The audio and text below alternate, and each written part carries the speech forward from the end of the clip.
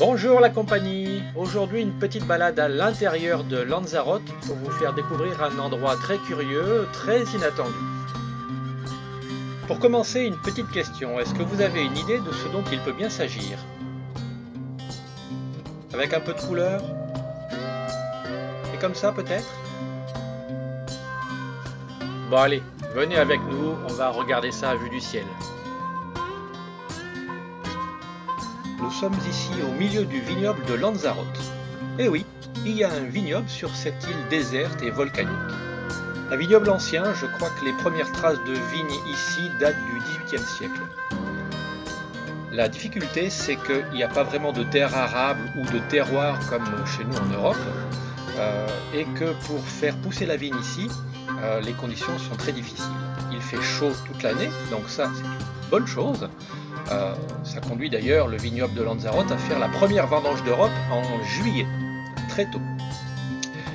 Il fait chaud mais il fait très sec, il n'y a pas vraiment de terre, je l'ai dit, et les vignerons sont conduits à aménager dans le sol des espèces de cercles, comme on le voit ici, de 3 à 5 mètres de diamètre, de 2 à 3 mètres de profondeur, éventuellement protégés par un petit muret en pierre, protégé du vent dominant, donc du vent du nord-est. Et il y a 1 à 2 pieds de vigne en général au fond de ces petits cercles qui sont soigneusement entretenus.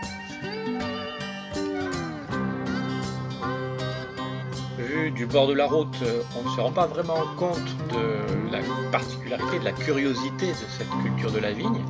Vu du ciel, merci le drone, le paysage est tout à fait fantasque.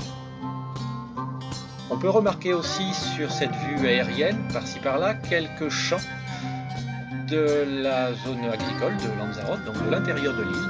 Les champs sont cultivés sur une sorte de terre volcanique qui n'est pas une terre en réalité, qui est riche parce qu'il y a beaucoup de sels minéraux, mais il n'y a pas beaucoup de matière végétale, donc la culture est difficile.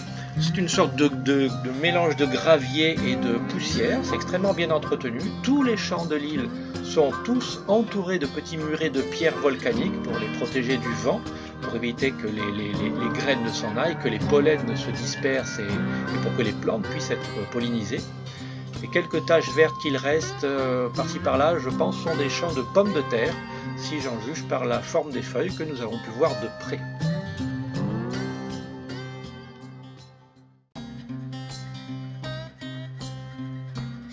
Après la visite des vignobles, il s'agissait d'aller déguster les vins. Nous sommes arrêtés ici, à la Jeria, une belle bodega qui a donné son nom, c'est l'une des 3 principales plantations des 3 principaux domaines de Lanzarote. Nous avons dégusté 2 vins blancs, un vin rosé et 3 rouges. L'un des vins blancs, un semi-doux, et non pas un demi-sec comme chez nous, mais un semi-doux, était excellent. Et parmi les 3 rouges, nous avons découvert avec bonheur et avec surprise un vin bio, non filtré, non traité, qui a énormément de parfum, qui n'est pas du tout élevé en fût de chêne, ce sont des vins récents. C'est un vrai bonheur. Donc on en a apporté 6 bouteilles de chaque sur le bateau. Oui, c'est pas parce que nous vivons sur un bateau qu'il faut se laisser aller.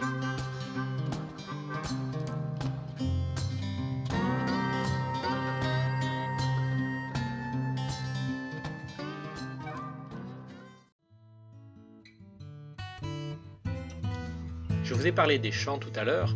Un peu plus au nord, pendant notre périple de l'après-midi, nous sommes arrivés à côté de Tinajo. Et voilà un exemple de ce que l'on peut voir toujours à partir du drone, de tous ces petits champs noirs encadrés de murets de pierre.